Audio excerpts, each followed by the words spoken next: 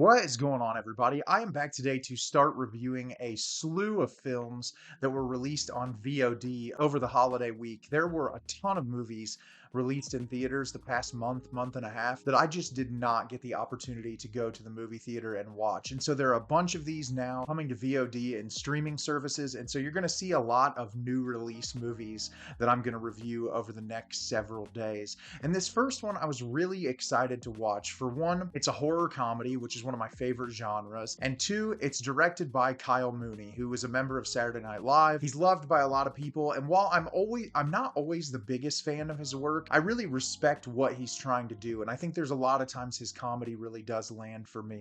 And so I wanted to watch this movie for that very reason. And the film I'm going to be discussing with you today is Y2K. Y2K is directed by Kyle Mooney. Two high school nobodies make the decision to crash the last major celebration before the new millennium on New Year's Eve 1999. Night becomes even crazier than they could have ever dreamed when the clock strikes midnight. So, like I said, I was really excited to watch this movie. Horror comedy, one of my favorite genres, and I think Kyle Mooney is very talented. And unfortunately, this is one of the worst movies I've seen all year long. And there's just really no way around it. This movie has a terrible script. The dialogue delivery is awful. The characterization is bad. The performances aren't necessarily that great.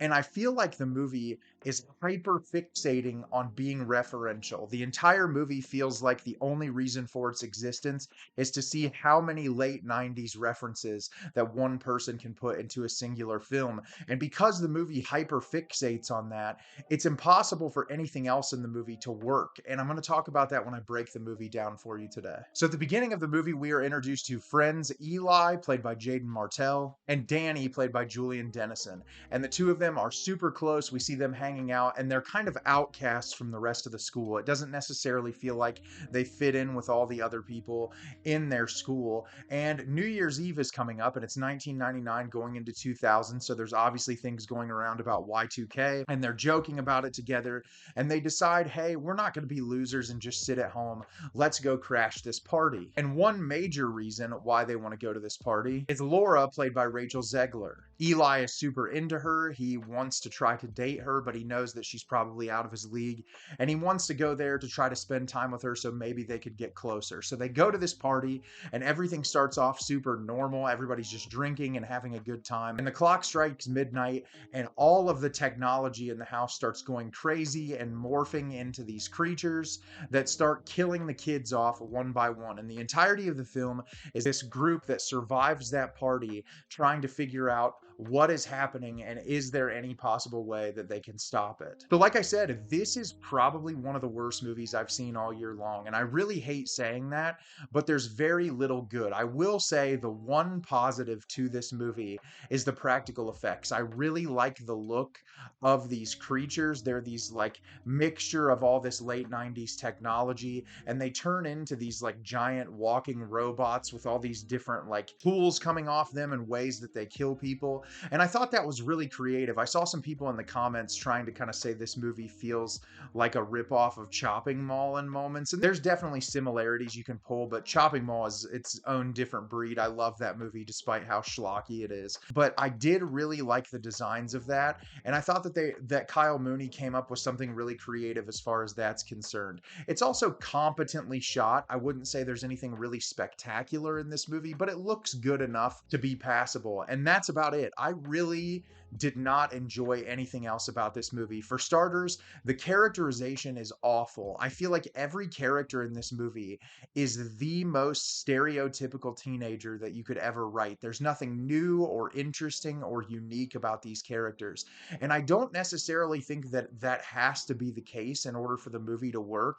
But the problem is because these characters are so underwritten, everything else in the movie just feels really bland. Like I said early in the review, this movie is really just a point and nod at a bunch of things in the late 90s, whether that be musical references, pop culture references, things people were into. Like, that's 99% of the movie. And I was born in 1990, so I was around 9 or 10 when the new year happened. And so for me, like, I was just starting to get towards my teenage years, but I'm still very familiar with the time period.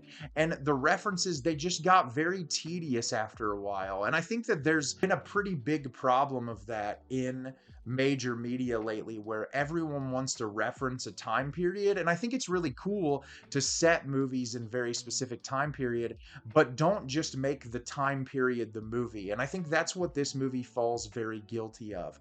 Is that it just feels like it's paying attention to the time period and doesn't really care all that much about the story that's being told. I feel like most of the chaos happens in the first 30 minutes, and everything after that was just relatively lame. The comedic punches in this, it's hard to explain, but you can feel when someone is comedically talented when they can get a laugh out of someone and it feels relatively effortless. Every single person in this movie, it feels like they're trying so hard to force a laugh out of you. It's one of the issues that I've had with Saturday Night Live over the past several years. It's just every joke feels like it's trying so hard to force a reaction out of you, and none of it's like natural or effortless. And I think that's why a lot of modern day comedies fail, is because there aren't enough great comedy talents in film anymore to really just kind of pull a natural reaction out of an audience member. Even Kyle Mooney in this, his character was so eye-rolly and cringe. Like, I've seen this done a half a million times, and you're not bringing anything new or interesting to the table. It's really just the same old, unfortunately. The cast in this wasn't terrible, but they weren't particularly great either. I've enjoyed Rachel Zegler in a lot of the movies that I've seen her in. I really like Jaeden Martell. Julian Dennison was in Hunt for the Wilder People, and I thought he was amazing in that movie. But they don't really bring anything to this movie because the characters are so underwritten. They're just like cliches or caricatures of people. They don't really feel like natural human beings, and all of like the romance feels really forced and hokey. It's not even in like a charming homage to the era way. It just feels completely and totally lackluster and bland, which is unfortunate because, like I said, the creature design in this movie is really cool, and obviously like Y2K, really interesting phenomenon when technology was really just starting to boom and internet culture was just forming. There's a lot that you could do with that to make this movie really interesting, but they just don't. They just get more and more referential to where it's tiresome. The best reference in this movie was the use of Fred Durst. I thought that was the most charming part of the film, and I really enjoyed a lot of the moments that he was on screen. But everything else about this is forgettable. I literally turned it off and started forgetting parts of it 2 to 3 hours after it was over, which is unfortunate because, as I said, I feel like this movie definitely had potential to be something super fun and entertaining, but instead it falls flat in virtually every way. Have you seen Y2K? Did you love it? Did you hate it? Leave me a comment down below and let me know what you thought. I thought this movie was really bad, which is unfortunate because it has a really cool premise, but it's just executed in the worst way possible. As always, if you can like the video and subscribe to the channel, helps me out a lot and lets me know the type of content you're looking for. I'm always putting out new material and look forward to getting more out for you in the near future. And as always, everyone, thank you so much for watching and have a great rest of your day.